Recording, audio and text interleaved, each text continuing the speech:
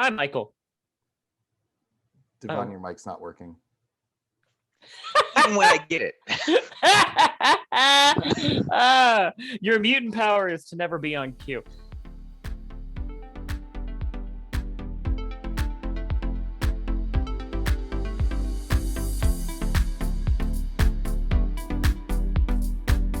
Good morning, Krakoa. Hi there. I'm Michael. I'm DeVon. And I'm Terence. And each week, we bring you the latest in all the X-book goodness out there. We will discuss them, we will dissect them, and today we're going to be in fancy dress because it's the Hellfire Gala! We're so excited. How are you guys? Doing all right. Been a long week, but we finally, mercifully reached the end. Well, I'm feeling super jazzed because we are here in the gala. We're gonna be doing what all the good stuff has been here for. We're seeing looks just casually thrown about. There are celebrity sightings plenty. I'm excited to talk about it with you guys. Well, let's get into it. So what books do we have today? Today we have X-Force number 20, Marauders number 21, and Hellions number 12. I guess the big kickoff book here is really Marauders, because that's where like everything Gala focused sort of happens, and then Hellions and X-Force kind of deal with what happens in the background during the Gala. So why don't I start us off with Marauders and give my review. So Marauders 21, we have written by Jerry Duggan. Art is by Matteo Loli. Color artist is Edgar Delgado. And letterer is VC's Corey Petit. In 3, 2, 1, go. So Krakoa finally throws open its portal doors to let in the rest of the world for the gala, much anticipated. We see each of the guests who arrive, which include not only the Avengers who came in their basic ass duds, but also the Fantastic Four who also came in their basic ass duds. You can't really trust flat scans to do anything correctly or have any sense of ceremony. But we also have ambassadors. We have various characters that we've seen in the background of the Marvel Universe, like John Jonah Jameson and Victor Von Doom, and even guys from AIM. But they're all let in here because they have a Krakoan flower, which guarantees their ability to access the party. The only person who doesn't wear one is Tony Stark, because he's a douche nozzle. Tony flies in like a douche nozzle and sasses Quentin like a douche nozzle. I can't tell who you're going to hate more, Michael, Tony Stark or Quentin. Oh, we'll talk about it. Yeah. We also have Xavier and Franklin and Reed Richard trading words. Apparently not pleasant ones, probably having to do with Franklin being a flat scan. And then we have a bunch of celebrations during the gala. There's a lot of fun stuff happening and a lot of allyship being built here, and even a really cute moment and an interesting moment between Emma and Sean, maybe harkening back to their Generation X days. Emma keeps the peace between Steve Rogers and Doom, and also, surprise, learns that Steve is into her, but only because she reminds him of his mother. Terribly embarrassing. And then the Cuckoos pull some weird thing on the Hominis Verendi member Wilhelmina and cause her to remember something that I don't recall what that might be, so that'll be pretty interesting. And then finally, Emma reveals that there's going to be a big information reveal about a topic that we do not know, and then all we see is the fallout from that event until all of them go their ways. And the book ends actually with a story that introduced Lourdes, Chantel, and the takeover of the Hellfire Club by mutants. The end. 2 minutes and 13 seconds. It was so long, but it was worth it. It was a dense book. It was a very dense book. Credit to Matteo Loli here. I mean, I think his art has been fantastic throughout the run of the book, but it really shines here. I mean, the lines are clean, which really allows these costumes to shine. I mean, even Kitty's outfit, which I was not super into when I first saw it, I actually like it more when I see it on the page. And in fact, I think we might have to do a bit of an outfit reprieve for some outfits that we may have voted quite low before that we might like more now. Kitty's might be one of them. Fun things to note in this issue are certain celebrities who made it into the background of the book. So you definitely see Megan Rapinoe with her trademark pink hair among the guests here. You also see Conan O'Brien here. So they definitely slipped in some fun little references. It's also great to see Daddy Colossus in the background hobnobbing in that excellent outfit.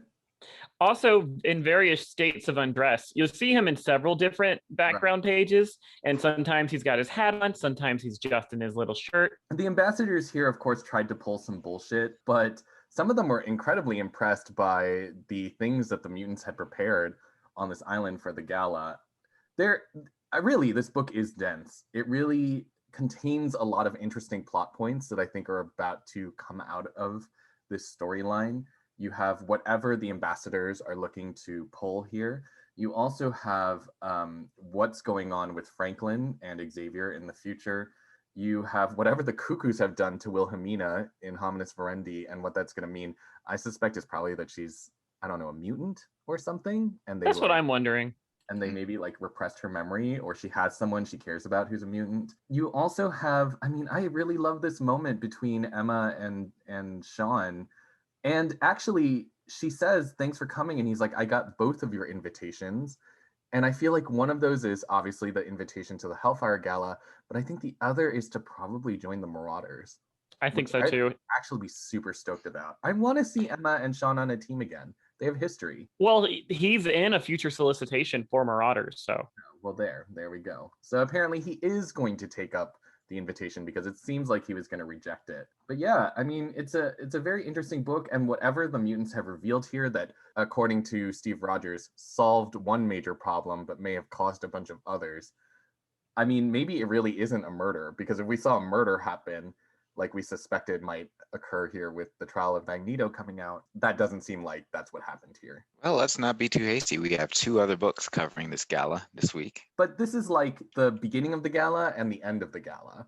And no one seems to be like so concerned that like something horrifying has happened. The timeline was scrambled. I didn't like that we saw the beginning and the end and we didn't see any in the middle. I would have preferred a more linear or perpendicular passage in telling this story, because I was really confused at the end when I saw them all leaving. I was like, what the fuck? But there's like all these other books about the gala, and I was like, oh, I see what they did. But I was annoyed. It's linear except when you take into account the other books that aren't. Yeah, that fuck are, those other books. How dare you? This is Marauders, okay? Like, you can have whatever books you're going to review. I mean, this is it. This is the book to be in. And I'm sorry that you get to fill in the boring middle parts. Given the months-long build-up for this, I never expected the gala issue to be just a single issue focusing on the gala. So the time jump, playing around with that, I'm okay with it. It's we're going to fill in the spaces. This is going to be very heavily covered. I mean, I'm sure that Marauders 22 will probably flash back to what's happening in the middle of this book. I don't think they're just going to leave it to the other books to fill in the gap here. I think this is a really, really dense, satisfying issue. You do get to see a lot of character dropping, so you have a good sense of world building, which I think is really necessary, because sometimes it's really frustrating to see these events happening and you're like, well, what would this character think about that? Why would this character show up? And I think you're getting those beats here. It's interesting they spend so much time with Steve Rogers, and frankly, I don't know why Emma's even, I mean, maybe Emma's has a right to slum it with a flat scan like Steve Rogers, but come on, like, look, we've all seen Chris Evans. Yes, but Steve Rogers on the page ain't no Chris Evans. Fair, that's fair. Honestly, actually, yeah, I like MCU Cap more than comic Cap. I am not at all surprised Emma would be somewhat into Steve Rogers. I mean, her ex, Scott, is basically Steve Rogers, but with eye beams. They are Boy Scouts, that's true. But only one of them is a jackbooted flat scan thug, so. Hey, Steve Rogers was once at the head of his own little revolution, if you remember, a little thing called Civil War. Yes. I mean, it was his one shining moment. He's got street creds. It's probably enough for a one-nighter. Well, he certainly has street creds after he took all those bullets. Oh!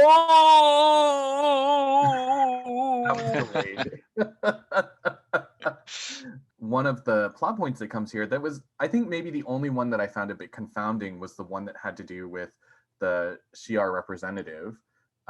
bringing in a surprise shipment that Emma has no idea about, and also getting a little egg on her face while she's trying to play diplomat with Doom. That was a bit surprising. I don't think Emma would be. I almost feel like Emma would be the type who's passively psychically scanning like everyone within a radius about what they're about to tell her, so she would never be surprised like that. But for the sake of plot, let's just go with it. And in fact, I think in a later book, we actually figure out what it is that the Shi'ar have brought. So we have some interesting connections here between the books. So you really do need to read all of them, just nothing new, to figure out what's going on. But that was the only thread that appeared in this book that I felt was very disjointed from like anything else that was going on so far. Because we haven't seen that much from Sword in terms of like intergalactic exploits. So suddenly for the Shi'ar to appear in this book, based on what we've seen, was a little surprising. What did we think of that Rhapsody moment? Jean Grey is coming for Betsy's gig with those butterflies. Come on. Like Rhapsody, she actually has appeared before. I had to look her up. She appeared in a random X Factor issue in 1992. I thought it was really cool to take such an obscure mutant and put them center stage for this. Well, yeah, that's what this era is all about. Bringing forth all those mutants that we've seen in the background and letting them have their 15 minutes or 3 panels, whichever comes first. And it was kind of neat, don't you think, the way they made it so that everyone felt like they were a master violinist playing that song. It's definitely a nice flex to show mutant brilliance and at the same time keep it as an interactive event. And also Jean, I mean, I guess you got to use Jean somewhere, and there she is.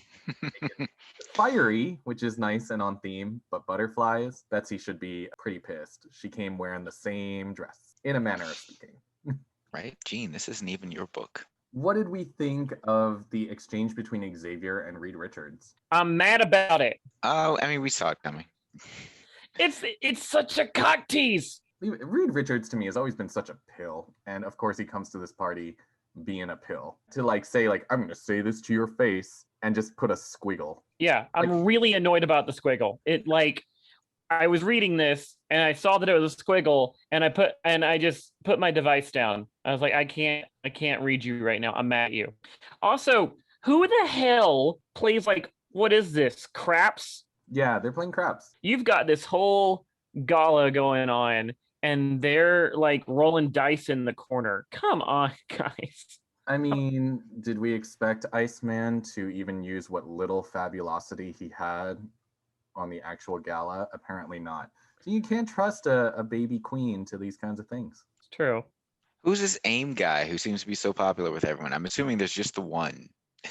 I guess Yeah. the one.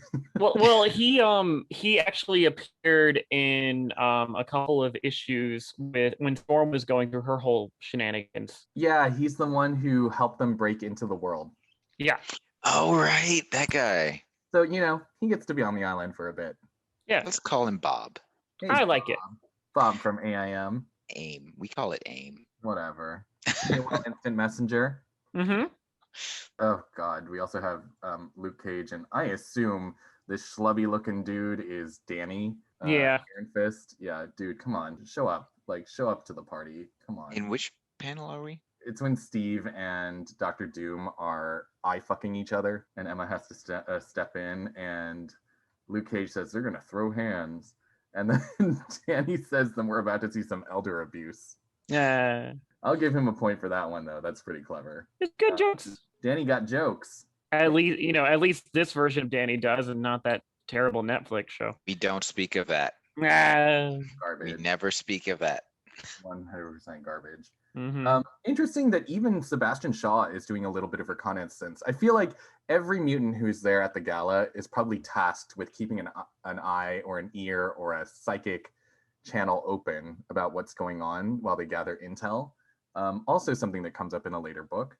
But even seeing Shaw here kind of frown while he listens in on what the ambassadors are doing. Nice that he's also doing his part and not just trying to sabotage everything. Of course, if you invite all of your worst enemies and they openly conspire against you at your party, you should be keeping an eye out. That is a party faux pas, is what that is. Yeah. You don't conspire against them at their that is oof. Like, do you really not think that they're listening? For real. I mean, come on, you're a meager human. What defense do you possibly have? Beast has freaking listeners in the granite. I also like this cute little panel here with Guardian and he when he was like, these uniforms can be hell on marriages. And Kyle is like, how is Heather? And North Star goes, he just told you. And he goes, oh God. I felt that. I felt that. Poor Kyle. You know, I'm a sucker for this kind of stuff. I'm a sucker for like pulling these universes together in a way that isn't superficial and terrible the way a lot of crossovers do, and really like doing the research for character beats, because it's satisfying. It's a payoff for knowing the larger Marvel universe, whereas a lot of those summer crossovers that Marvel loves to do are so superficial and entirely meaningless. Characters act in ways they never would, they interact in ways that they never would, and it's nice to actually see this kind of content in a book. It's all slice of life, which is what I was really hoping for. Like, sure, we want the big plot developments, but like you said, I really enjoy them playing and having fun and just being people. You know, that's part of why we like this new era so much, is because they're not getting hunted down all the damn time. Right. The only thing that would have made it a cherry on the top of the sundae here is if they had a final reaction from Tony Stark, considering how much of a douchebag he's being. I guess we should address it now. Speaking of Tony Stark, who do I hate more right now? Tony. Of course. Because Quire is at least doing his job. It's his job to check you for all these things. And you're like, no, I've got all these secrets in my head. My mustache is full of secrets. No one gives a shit about any of your secrets, Tony. You sell them to the highest bidder. Yeah, and hasn't Wakanda already like put you to shame? Like, for real. You ain't nothing special. Look, weren't you dead just a few days ago or something, and you were a hologram? I mean, pot kettle. Yeah, fair. I think it's interesting. The tone, the mood shifts so completely as soon as we hit those pages that are like later that evening, a few minutes after midnight. Everybody is shaking in their boots. I bet they're announcing that they've invited Howard the Duck in his Phoenix Force phase to join Krakoa. Right. Oh, that would really unsettle everyone at the gala, that's for sure. Yeah, like this one ambassador being like, if I hadn't seen Howard the Duck with my own eyes. You know what could be crazy though? What if it was them displaying resurrection? Oh, you're right. That is interesting. I don't think they wouldn't want to give obscure away it. Such a secret. Yeah, that would put a lot of these comments into a much better context, but yeah, I don't know. We also have another person here saying like sell everything in the sector, and that tells me that it's an industry, a level of market that they're targeting, which honestly the most logical thing here would be pharmaceuticals, which they already pretty much have cornered, and there's this whole question about them like replacing entire pharmaceuticals. So maybe they're announcing global universal healthcare. I mean, we do seem to band against that, don't we? We can't let that happen. No, that's crazy. And actually, even though it's totally illogical, it wouldn't be out of character for humans to respond with, I mean, given the political situation we've been dealing with in the United States for forever, like, you just announced universal health care? Well, good luck, because now we're rallying everyone together to oppose this threat. I want to pay more. I have the right to die a miserable death from a preventable disease. It's my cancer, and I want it now. So then let's move on to another issue that we had today that actually explores more of the interactions that happened at the gala. We're going to start with X-Force. All right. X-Force number 20, written by Benjamin Percy, artist Joshua Cassara, and color artist Guru EFX. In 3, 2, 1, go. X-Force number 20 starts expanding on some of the scenes that we saw in Marauders number 21, most notably the scene between Quentin Quire and Iron Man, and then we move on to what I can't remember what race they are. Come on, the aliens, the bird Shi'ar? people. Shi'ar, thank you. Where the Shi'ar ambassador brought to Earth, which was just a whole bunch of logic diamonds. Fake fan! Fake fan! We get a bird's eye view of the gala from Domino's perch as she's observing. We move on to the ambassadors from Terra Verde. From if you remember earlier, they were wiped out by their telefloronic plague.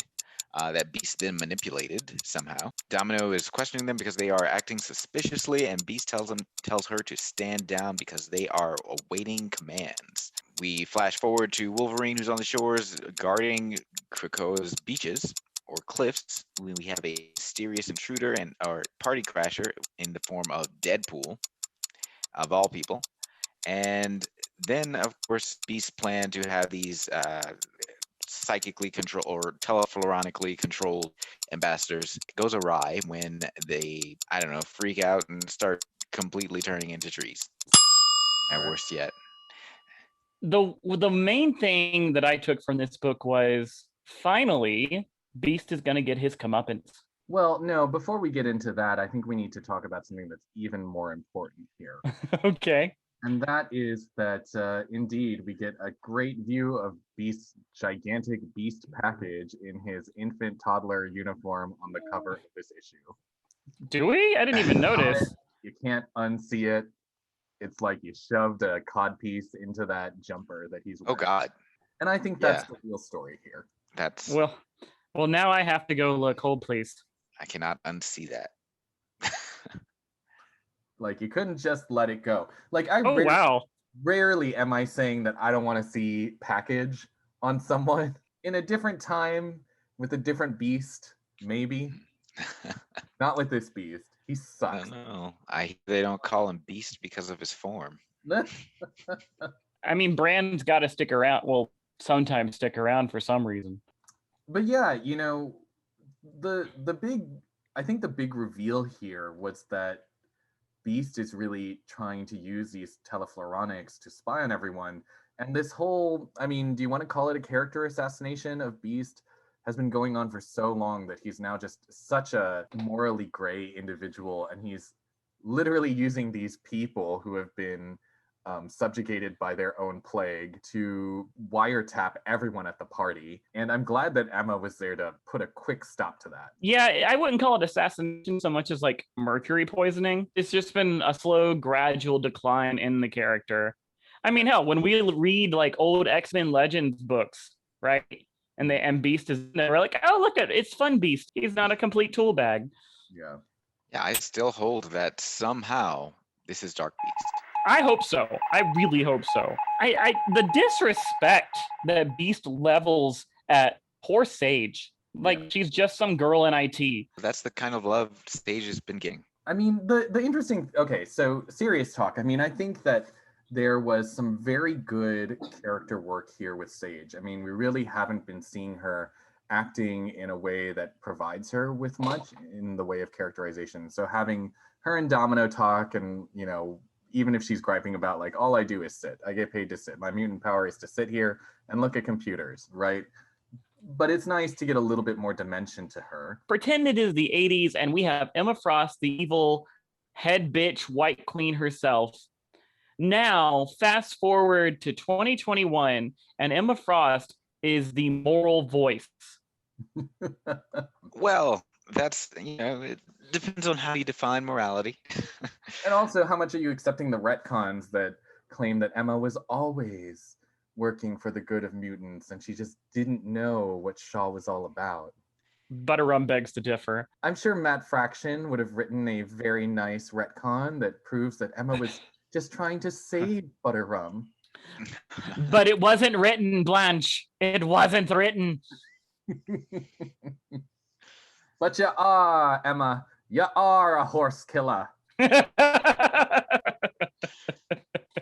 I think Emma has her own angle here with the entire Hellfire Gala, and shutting this down is just not wanting her plan to be usurped. I wouldn't apply that to her just yet.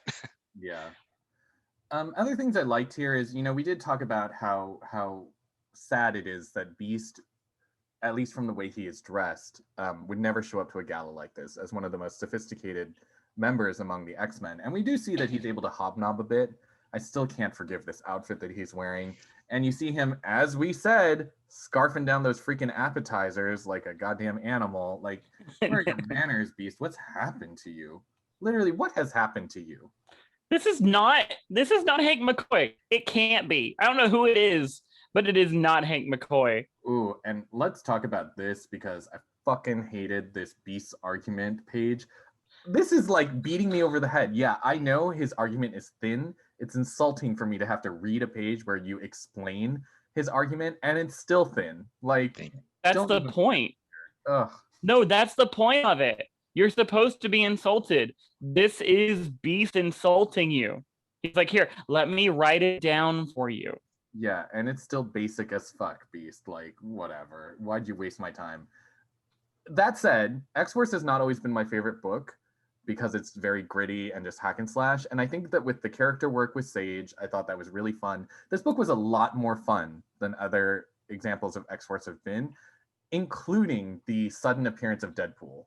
Like, I think that it is within the realm of X-Force, obviously, but it just brought a little bit more play into the book that you don't normally get to see. Deadpool was written really well in this book. Like, he didn't come off as obnoxious. It was actually funny jokes, proper use of fourth wall breaking, which I love. It was just the right amount for Deadpool. And I'm always down for Deadpool flirting with Logan, so. Oh yeah, for sure. Little spoon, big spoon. Let's do this. Let's see it on the page. Be brave, you cowards. It's Pride Month.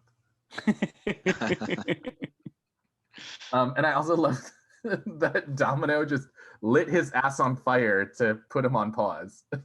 You'll be fine. You know what we're dealing with here. Also, peep those Krakoan urinals. I know, right? The moment this guy touched the water is when his telefloronic whatever the fucks got hacked. I think it was Jonathan Van Ness's presence there in the bathroom with him. Wait, where? Just completely freaked him out. Was he really? Do you see? No. I'm going to make it canon. It is. Oh my God, you're right. That is definitely JVN. Oh my. Yes, Queen. The Fab Five are Krakoa. He also shows up in another scene earlier, just over Professor X's shoulder when Professor X and Beast are having their telepathic conversation. I'm going to say yes. I just don't think it's a very clear caricature. But for the sake of it, I'm going to say yes. But yeah, we're just going to believe that it's him. I really want the Fab Five to just like be there, taking ideas, taking notes, so they can go to some random gay boy's house in Mississippi and add some Krakoan flowers. We've got something else for Butt Watch 2021. If we look at the page where Wolverine is welcoming Deadpool, a nice little drawing of his tukish there somehow in that suit. I mean, these are clearly like not true tuxedos. These are like form-fitting. No tuxedo would ever look like this. No tuxedo would show that much like VPL. So I'm here for it. Let's go with that. We're good. Definitely a better showing than usual from X-Force. Yeah, for sure. This is probably the most I've enjoyed this book. Right? All right. So then let's move on to our third book, which reveals an additional layer to the events of the Hellfire Gala. Let's look at Hellions issue number 12. Right. And Hellions number 12, let's see, was written by Zeb Wells, Steven Segovia on artist and cover artists and variant covers as well, with colorist David Curiel. 3, 2, 1, go. Okay, so the Hellions are with Sinister, and they are told that they are not allowed at the party because they're very bad children. But unfortunately, Psylocke and Havoc do have to go with Sinister, and so they leave in their outfits while the others are told to train. But Grey Crow decides, fuck that, and they all go to the party anyways, where we meet a very drunk Nightcrawler. Adorable, I love you so much. And we also get some wonderful moments, including Nanny just following Sinister around and ruining his chances of having any kind of good conversation with anyone ever. I love it. We also have Empath being surprisingly nice and allowing for Orphan Maker to feel what it's like to be drunk without actually drinking. And we also get Empath getting his shit wrecked by Cat's Eye and by Roulette, which is deservedly so. And we also get poor wild child who sees Aurora is now with Dakin, and they used to be an item, so it's really painful. And yeah, he doesn't handle it well. He tries to be alpha, and it doesn't go well. They all get into a big bar brawl. Meanwhile, Havoc is out there trying to find out. So just clarify, why won't you revive my ex? And everybody's giving him the runaround. And eventually, everyone except for Havoc gets zapped away by magic, and they all land back away from the party. But then Psylocke is nice and connects them psychically so they can see the fireworks too. And it's a lovely little moment. And All right. That is 1 minute and 50 seconds. we're all doing about the same. Right? Yeah. I'd forgotten how much I enjoyed this book. These fun little moments between Sinister and Nanny, between the touching moments between Krakoa and Psylocke. This was just so much fun all around. Even the data pages with the cuckoos and their psychic text conversation was a lot of fun. I agree. I mean, also, I know I didn't enjoy Hellions as much as I think DeVon has. For the same reasons, I usually really shy away from these dark, edgy sort of characters. But here, again, the gala has provided a space for it to be super fun. You even have those really good interactions. Again, if anyone, I wasn't, but I'm glad it's here.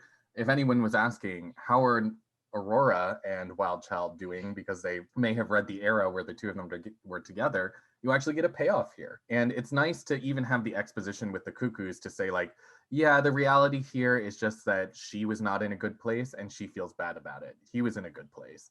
And that gives it an additional layer that I appreciate.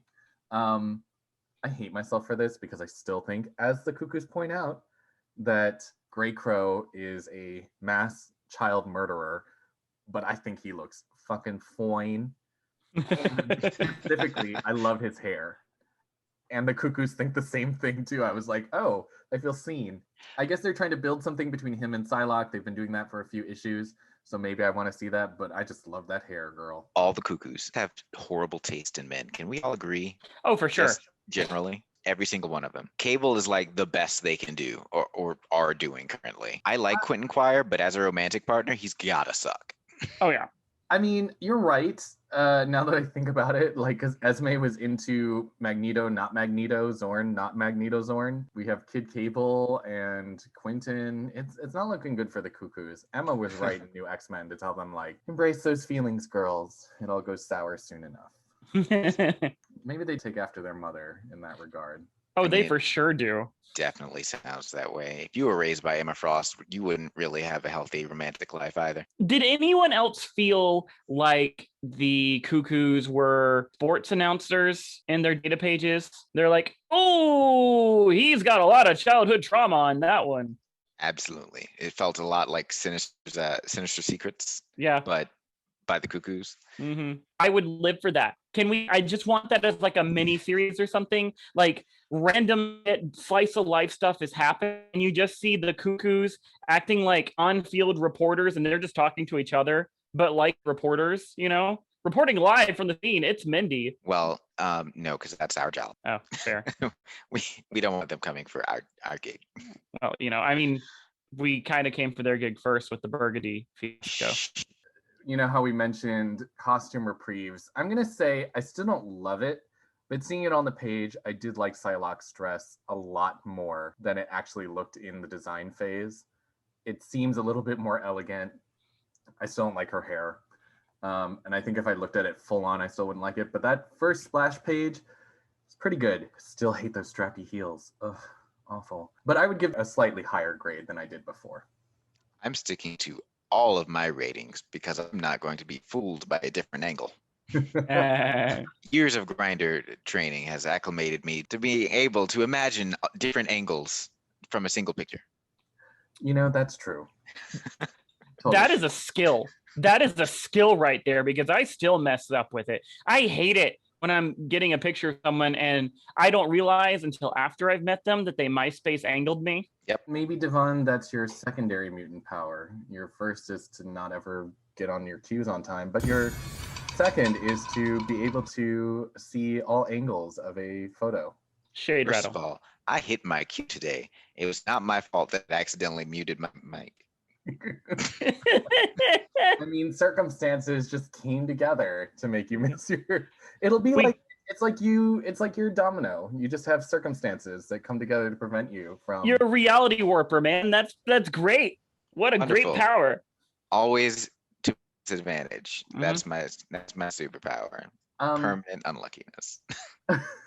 I'm just loud. Here, in the costume, again, talking about costumes, I will not give a reprieve to my grade for Havoc's costume, and even less so now because we can see it from the back, and it's literally like those bands are coming out of like a circle on his back. Like, ugh, awful. But in that same space, we do see a nice little moment with Lorna and Alex where Lorna's like, look, don't be so mopey, right? Like, come, let's like dance. How do we feel about this? Because it kind of feels like she's the ex-girlfriend that believes she has to take care of her trash ex who's always doing stuff. I don't think I would say that could be the case if she was interacting more with Alex, but she really isn't. She had like one panel with him before where she's just like, how are you doing? How are you doing? And she's clearly the ex who's doing better, right? Oh, yeah. She's got a fabulous new gig somewhere, great duds. She's got people who love her. She's doing awesome. I think this is just Lorna being very gracious and being like, yeah, I can see you got the raw end of our split up. And, for old time's sake, let me spare you a little bit of embarrassment about how you're acting at this party and everything that's going on with you right now. Speaking of how he's acting, how do we feel about them giving him the runaround on Maddie? It's a good thing because I think we thought the issue might be settled. And maybe there were a few just callbacks to that when he's in Murder World, just that he's so whipped. I think this is clear that it's going to be a larger plot point, and I think that's important because the question really does exist, and we've seen it in other books, like what about clones? Why does this exist? There's clearly something happening here, and I think that's satisfying. I think if we really believe that Maddie is a character who deserves redemption, then I think that could possibly open it up that there is a pathway forward for Madeline Pryor to exist in a way that isn't a proclicidal maniac that she's been since Inferno. And that might actually lead into what we're seeing with Inferno in the new book that's about to come out. It would certainly be interesting. Yeah. I will say that of all the X-Men characters out there, Maddie is one that has gotten some of the rawest of deals. Oh, absolutely. I mean, I just can't see how you can have her be such a important and supportive character for such a long time, and then as a reader, see her just go off the wall and become a recurring villain. That's a strange transition. Well, we are continuing the tradition, just tossing her aside. Am I imagining things? Wasn't there like a scene where we thought that Mystique had like gathered people, or were we just talking about that as a theory that Mystique was like slowly gathering people who had an issue with the way Krakoa was being run? That was a part of Conspiracy Corner. Oh, okay. So we're solidly in either DeVon's Conspiracy Corner or Terence's Conspiracy Corner. Mm-hmm. And they just have Wild Speculation Avenue. Yeah.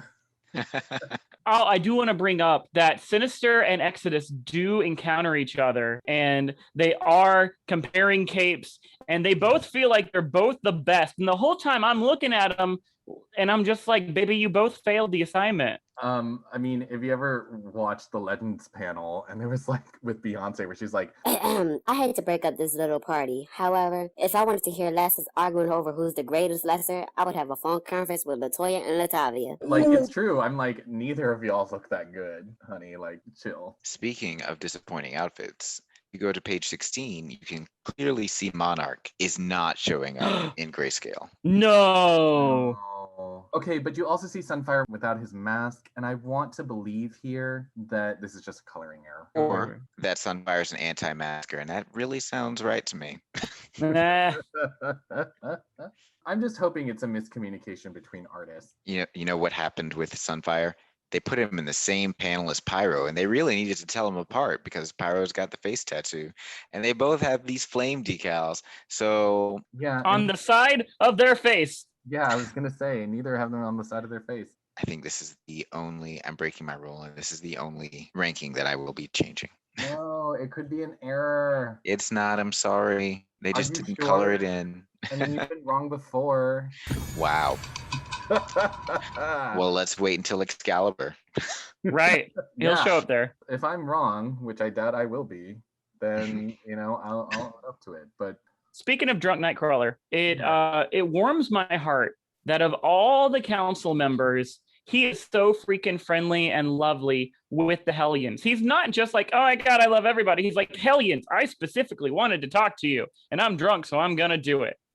like he's that guy at the party who's part of like the popular crowd, but who's like, hey, I saw you, unpopular person who got invited to this party, and I want to talk to you, and I want to make you feel welcome. He's the best. I don't think I've ever seen Nightcrawler drunk, and I love it.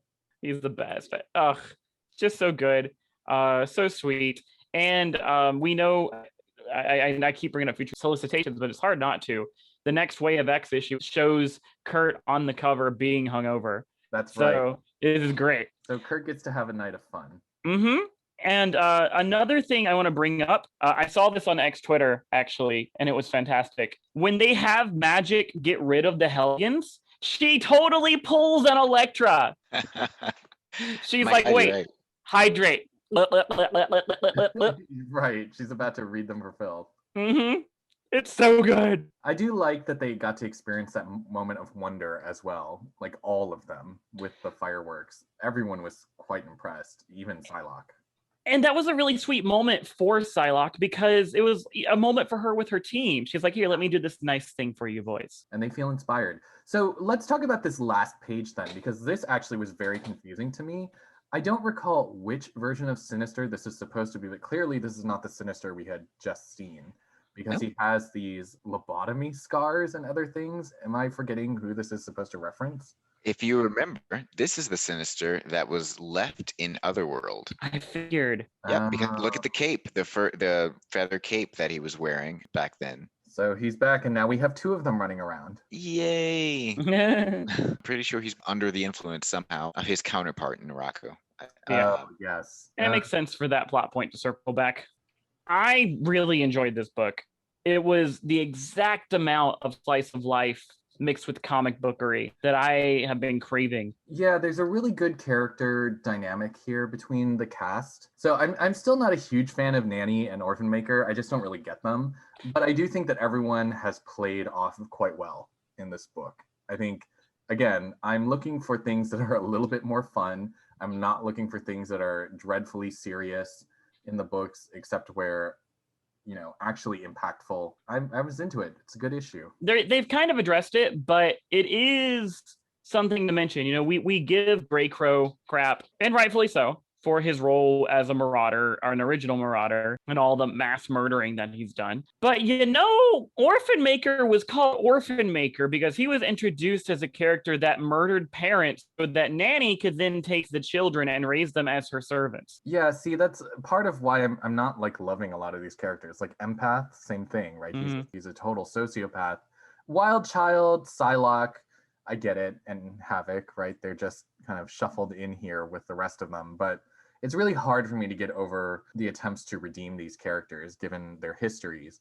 But given that, and given how we're supposed to view them as protagonists here, this was a pretty enjoyable issue. And it also really helps that Nanny was fucking funny in this issue. Yeah. So good. I loved it. I loved her just like, that is the level of petty I'm here for in my day-to-day life. I love it. Like she's like, oh, you didn't invite me to the party? Well, I'm going to sneak in and then I'm going to follow you around and make you look bad in front of all the people you're trying to impress every single time. And then try to kill you. And then he's like, I guess we're doing this. with a shank. All right. So this sounds like a good time to move into our tops and bottoms for the week. Absolutely. And this was a good showing this time. I think we're in that same space where we really have a good decision to make here. I agree. It's going to be a tough call. Are we in a position where we're having three tops? I wouldn't be that quick about it. Okay. Right. Just checking. We're not that open and receptive to everybody, but we're feeling pretty welcoming and generous. For me, I would say that, even though I don't think that Marauders had quite as much of the unexpected fun that the other two had, I feel that Marauders was fairly consistent with how enjoyable I've liked it. It's very dense. The art is very nice for showing the grandeur of the gala, and there are some really funny moments in it. And I really appreciate all that character work. So I think my top for this week, I'm going to give it to Marauders. That's not to say that the other two books were clear-cut losers. They were actually quite strong. And I would say that the middle one for me here would be Hellions. Hellions was surprisingly fun and surprisingly solid. You really had, again, great character interactions, and even X-Force. I'm going to say that ultimately I didn't love X-Force as much, but I still was quite impressed with what we got out of it. So X-Force is probably going to be my bottom, and Marauders will be my top. And, I could let Hellions in for a sloppy second.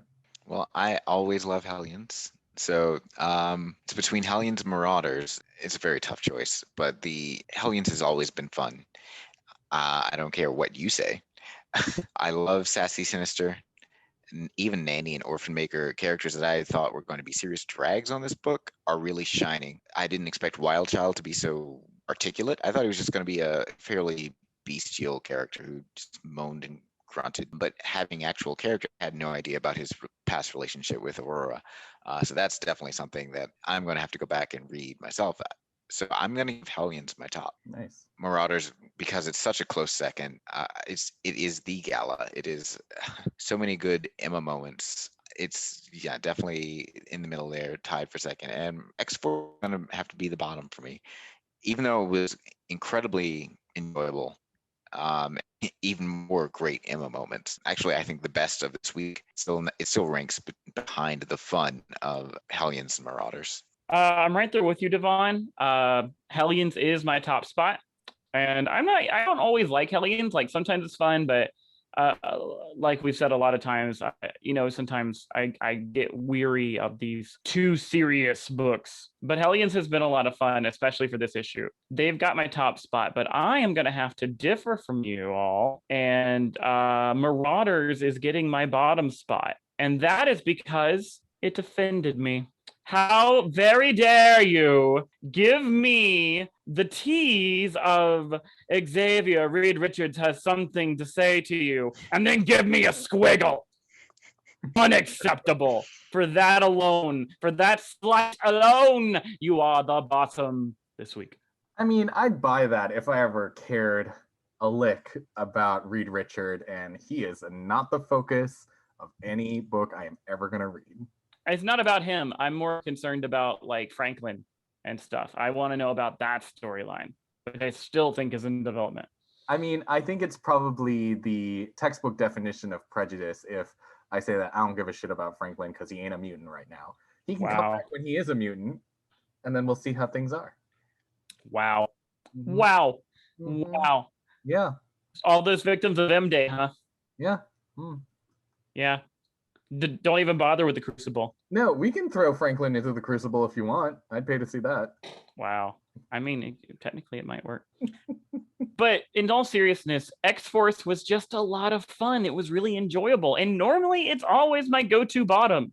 I'm ready to pound it out. But not this time. This time it was a proper, fun, versatile boy. And I was very pleased. Yeah, I agree. I mean, it really is a lot of fun. It is very close. It's a very close contender for the top spot for me this week. But yeah, Hellions, lots of fun. I think Marauders, overall, if I had to pick, I'd choose that. But the Nurse Ratched thing, I mean, hilarious. It was actually a cute use of the data page.